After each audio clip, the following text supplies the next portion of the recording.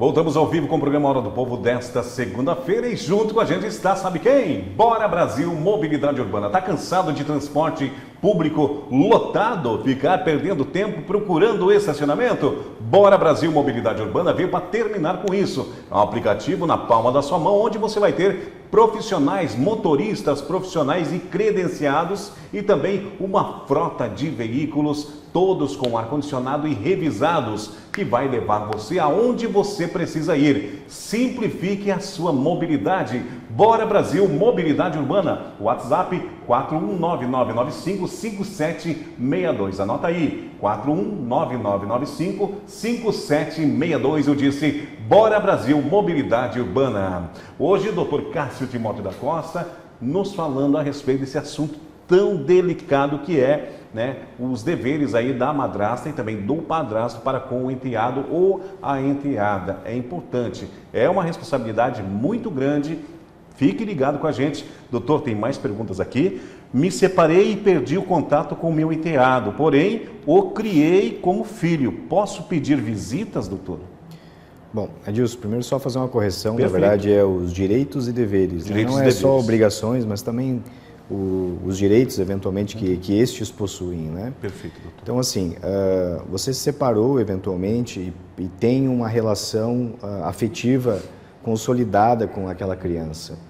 Se, eventualmente, lhe for negado o acesso, se, eventualmente, o seu ex-relacionamento não permite mais que você tenha acesso à criança, você tem a possibilidade de acionar o Poder Judiciário e buscar o reconhecimento da paternidade ou da maternidade socioafetiva.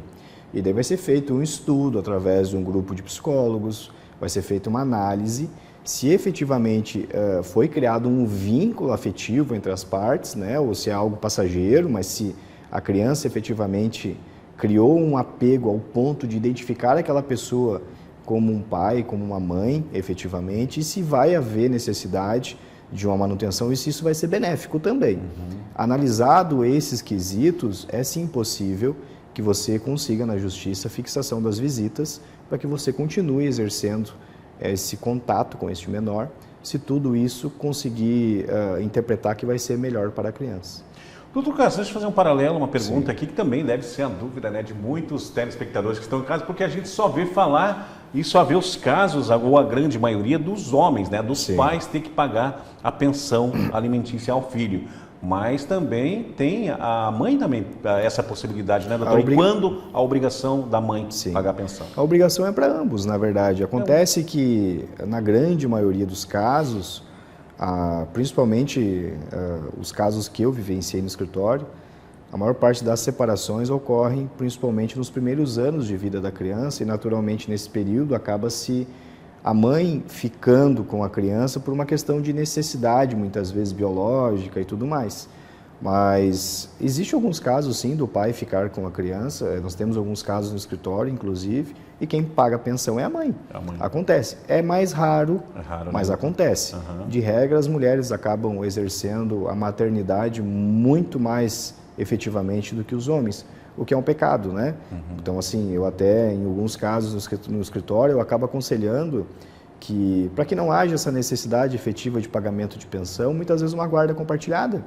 Passa-se uma semana na casa de um, outra semana na casa do outro. Que seria o mais correto, né, Que seria o mais correto, porque daí, de modo geral, a gente conseguiria equilibrar as relações, tanto a questão do contato do pai quanto o contato da mãe. A mãe também não seria tão sobrecarregada e não seria tão prejudicada profissionalmente, como acontece muitas vezes, pelo cuidado excessivo que acaba tendo que ter com a criança. E a gente consegue, nesses casos, não estipular a pensão, mas a estipular a obrigação dos dois de pagamento das obrigações da criança. Por exemplo, a escola, o pai paga metade, a mãe paga metade. Enquanto tiver com o pai, a comida o pai paga. Enquanto tiver com a mãe paga. É possível fazer, nesses casos, esse tipo de estipulação. E eu acredito que seja muito mais saudável. Mas, de regra, o que acontece é a mãe assumindo sempre o papel total aí de cuidar das crianças e o pai fica com a obrigação de pagar a pensão. Mas eu acredito que com o tempo, aí, com o processo de evolução que nós estamos tendo na sociedade, isso aí vai começar a mudar aos poucos. Eu acho que o compartilhado, né, doutor, seria a solução até para amenizar e iria ter menos briga dos casais quanto em relação à pensão alimentícia, que é essa pergunta aqui, doutor, que também Tá aqui, ó. Me separei, tenho a obrigação de pagar a pensão ao enteado? É mais ou menos o que a gente está conversando. Na verdade, essa pergunta, a gente tem que partir da premissa que para exigir pensão alimentícia, antes disso tem que ser reconhecido legalmente. A sociedade e que exista o reconhecimento do vínculo socioafetivo, perdão. Tem que ter primeiro judicialmente o reconhecimento desse vínculo, a identificação paterna ou materna do enteado para com este. Depois que houver esse reconhecimento, daí sim, numa situação posterior, eu entendo que é possível, inclusive, a exigência da pensão alimentícia. Por exemplo, o homem vai lá, cria uma criança durante 10 anos, 12 anos, a criança o identifica como pai, ele acaba se separando da mãe biológica dessa criança e, eventualmente, essa criança desamparada financeiramente pode sim buscar na justiça, quem sabe, um apoio financeiro deste padrasto, porque para todos os efeitos, este seria o pai naquela situação. Claro que existem várias interpretações jurisprudenciais, entende-se que só poderia ser cobrado a pensão alimentícia do padrasto, mesmo com o reconhecimento socioafetivo, na ausência do pai biológico ou na impossibilidade do pai biológico.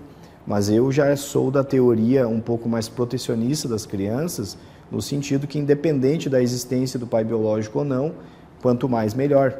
Então, se eventualmente é possível o pai socioafetivo pagar pensão, eu entendo que é possível sim que este também tenha a obrigação e também ajude a criança nas suas necessidades. Perfeito. Doutor Cássio, está chegando uma última pergunta aqui nesse quadro. Bom dia, doutor.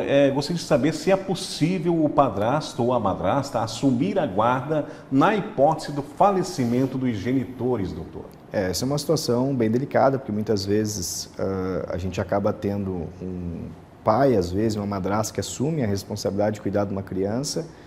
O pai biológico, às vezes, vem a falecer. E como é que fica essa criança que tem o seu lar, a sua estrutura familiar, junto com a madrasta?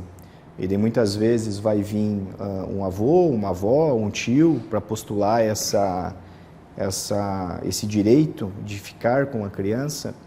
Isso aí é possível sim, se a madrasta conseguir comprovar efetivamente de que é melhor para a criança, que o melhor interesse da criança é estar com ela, que lá é a casa dela, que lá é o lar dela, é possível sim o juiz reconhecer o direito da madrasta ficar com a guarda dessa criança e ela exercer o papel de cuidadora da criança. Perfeito, doutor. 11 horas e mais um minuto. Vou agradecendo a presença do doutor Cássio Timóteo da Costa, nosso advogado civil, trazendo esclarecimentos importantes sobre isso, né? A necessidade e, claro, né, a obrigação e também os deveres, né, do padrasto e da madrasta. É um assunto muito pertinente. Obrigado, doutor, por ter abrido a semana com a gente. Perfeito. Valeu, obrigado, Edilson. Mais uma vez, obrigado a todos.